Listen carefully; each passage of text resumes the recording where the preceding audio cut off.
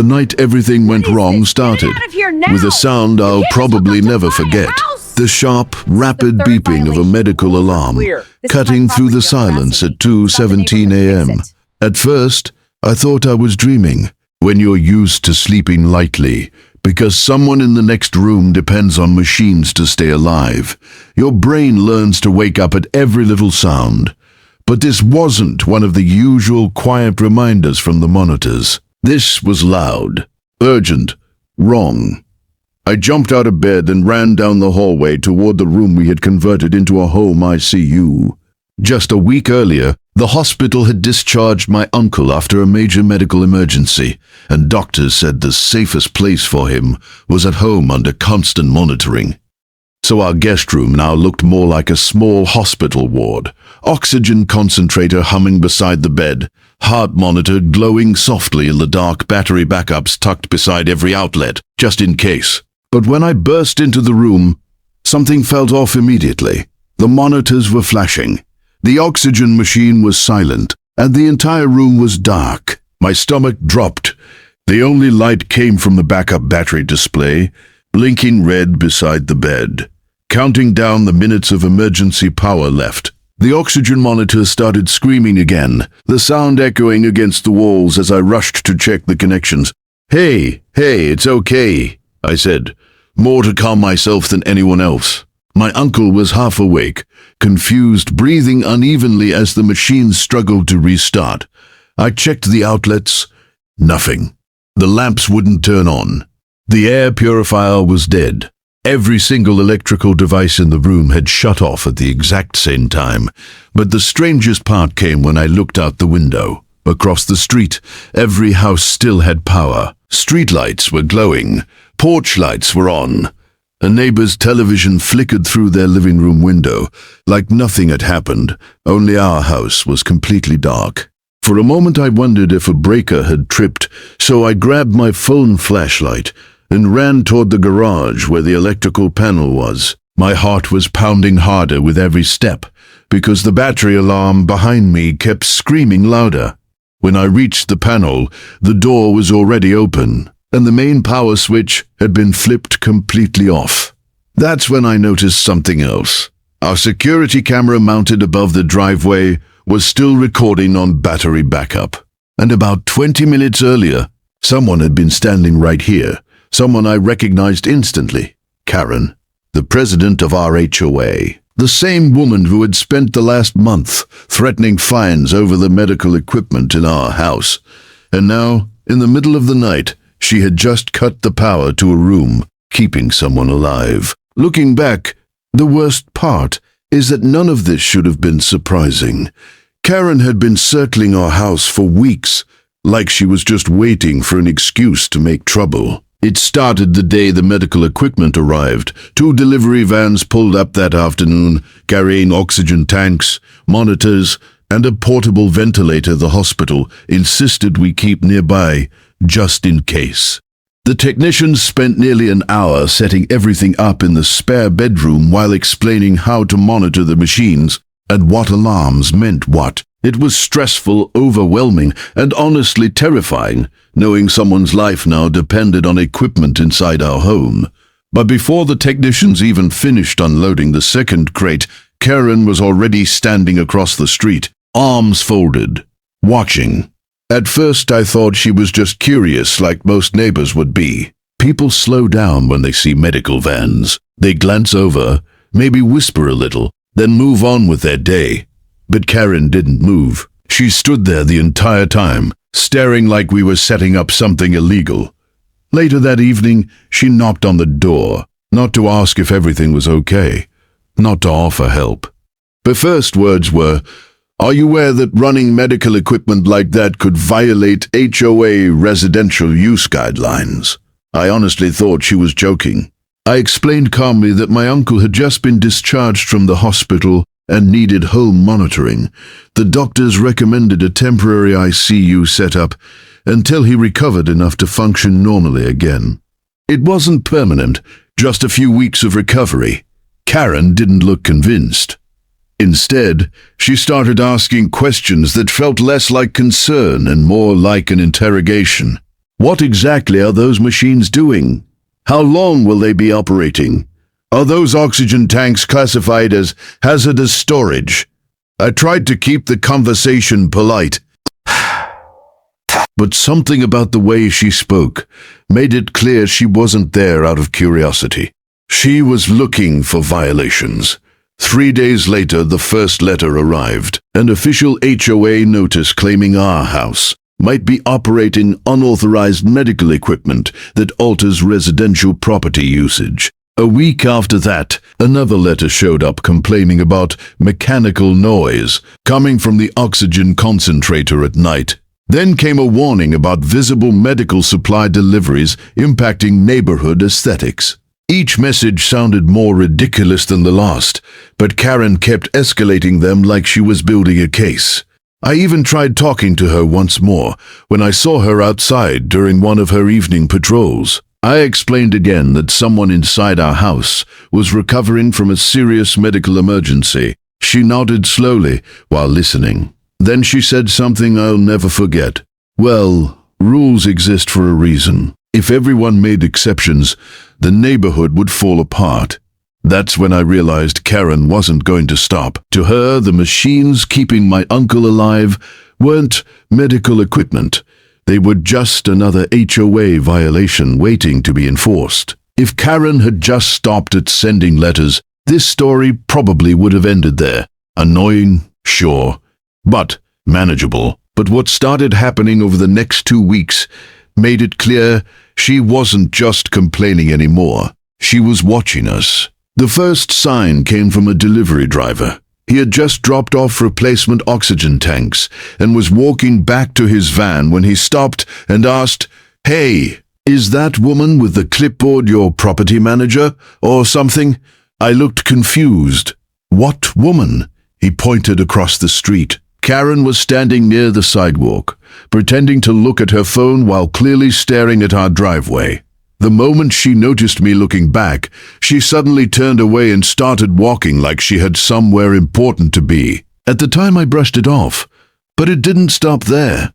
Over the next few days, neighbors started mentioning they'd seen Karen outside our house late at night, not just walking past, but stopping, standing, sometimes even shining a flashlight toward the windows like she was inspecting something. Then one evening I stepped outside to grab the mail and noticed something strange.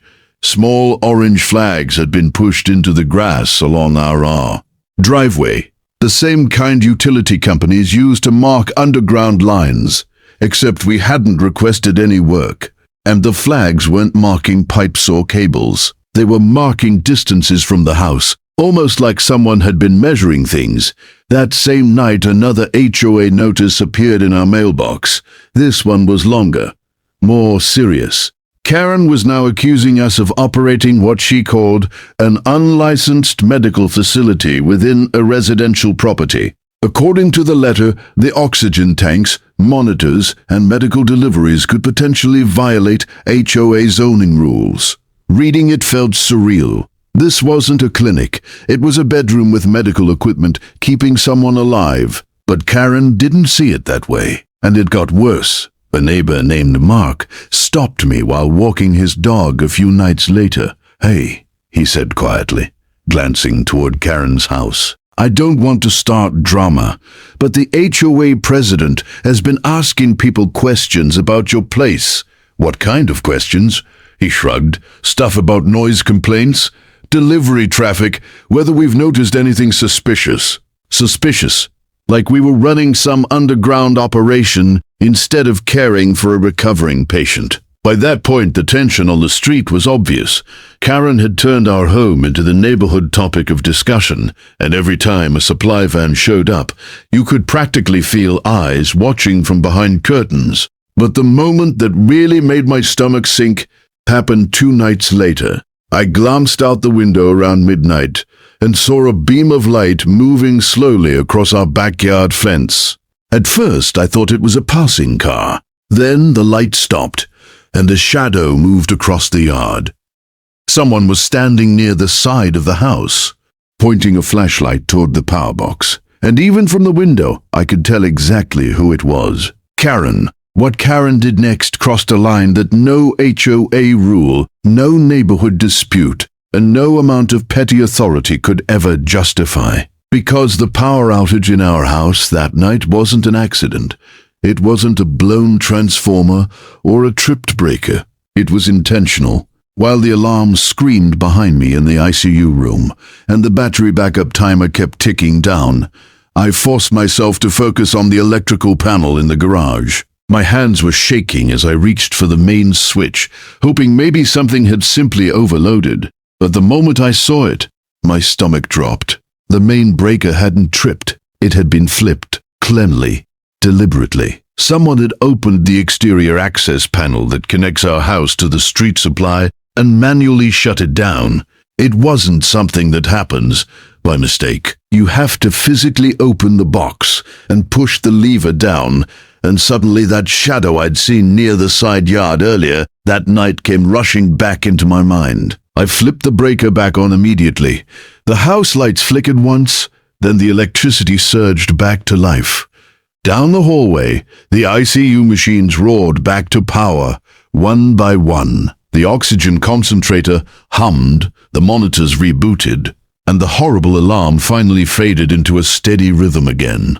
But the damage was already done. My uncle was gasping for air, confused and frightened as the machines restarted around him. The sudden silence of the oxygen flow had woken him up in the worst possible way, and his breathing hadn't stabilized yet. I grabbed my phone and dialed emergency services. Within minutes, flashing red and blue lights lit up the street outside our house. Paramedics rushed inside to check the equipment and make sure everything was working properly again. One of them examined the power connections while another monitored my uncle's breathing. Meanwhile, police officers stepped outside to inspect the electrical box. That's when one of them asked the question that changed everything. "Do you have any cameras pointed toward this area?" I nodded immediately. Our driveway security camera covered the side of the house, including the power panel.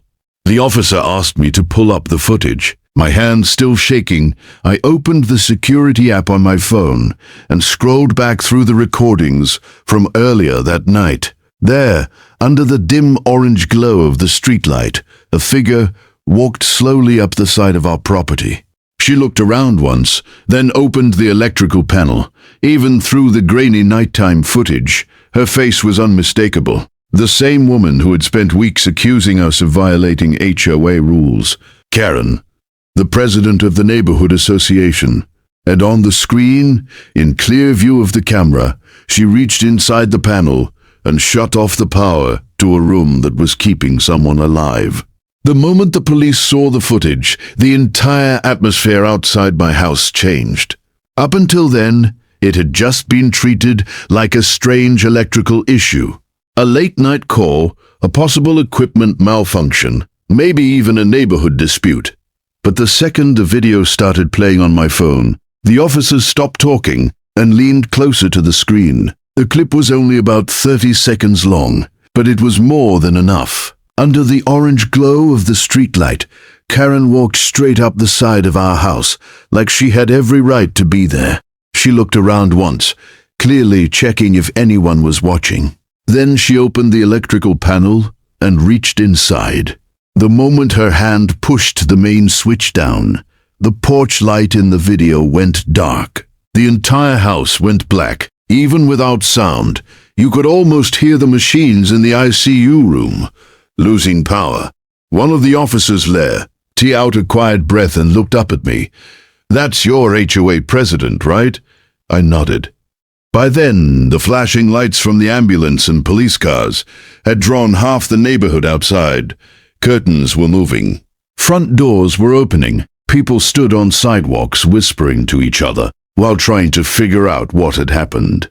And then, almost like she'd been waiting for the commotion, Karen walked out of her house.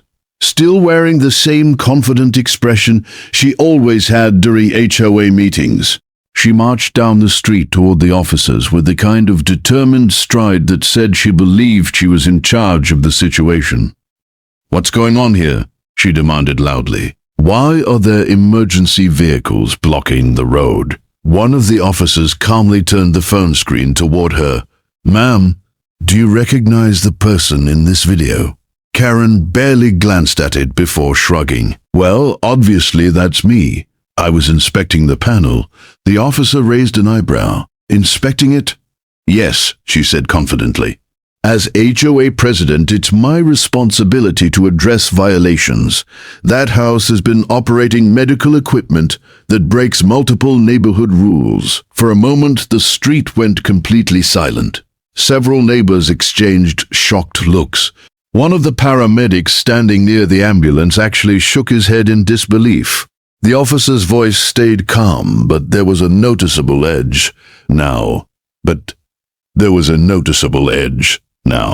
"Ma'am, that medical equipment you shut down was supporting someone in a home ICU."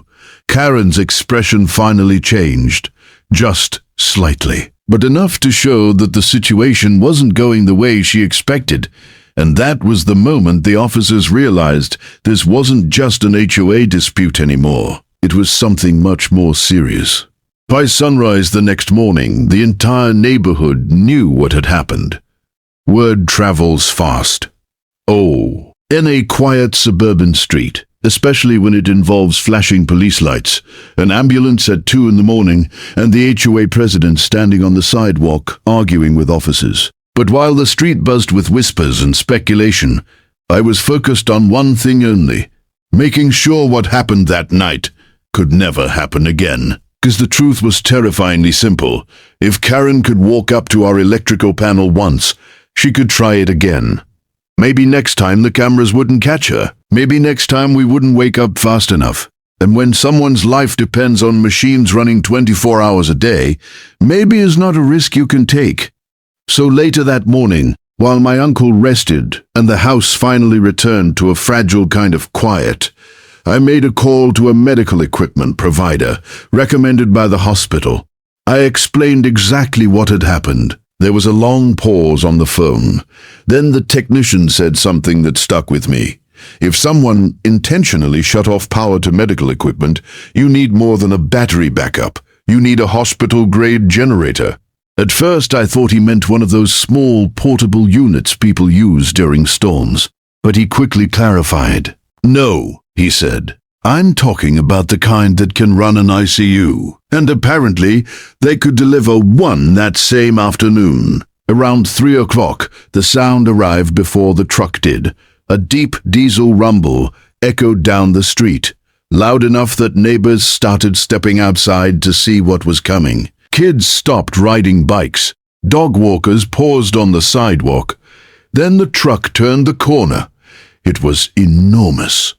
A long flatbed carrying a massive industrial generator the size of a small car, wrapped in thick steel housing with warning labels and heavy power cables coiled beside it. The driver slowly backed the truck into position along the sea, in front of our house, and in a twist that almost felt poetic, the only place the truck could safely park was directly along the curb in front of Karen's driveway. Workers stepped out wearing reflective vests and began unloading equipment while explaining that the generator would provide uninterrupted power to the entire house if the main electricity ever failed again. When they fired it up for the first test, the machine roared to life with a low, thunderous hum. Lights inside our house flickered for a second, then stabilized perfectly. Across the street, Karen's front door flew open. She stepped outside, staring at the massive generator truck, now sitting along the curb like a steel monument to the mistake she'd made the night before. Karen's reaction the moment she saw the generator was something I don't think anyone on our street will ever forget. Her front door slammed open so hard it echoed across the neighborhood. She stormed down her driveway, staring at the massive generator like it had personally insulted her. "What is that doing here?" she demanded, pointing at the truck like the workers had just parked a spaceship in front of her house. The generator was still idling with that deep industrial hum, the kind of sound you feel in your chest more than you hear. Thick cables ran from the machine across the lawn and into our garage, where technicians were finishing the final connections. One of the workers looked up calmly. Backup power system, ma'am. Karen crossed her arms immediately. You can't just put commercial equipment in a residential neighborhood. That violates HOA regulations. A few neighbors who had gathered on the sidewalk exchanged glances. After the events of the previous night, her confidence sounded almost surreal. Just then, another truck pulled up behind the generator, but this one didn't belong to the equipment company. It was a police vehicle.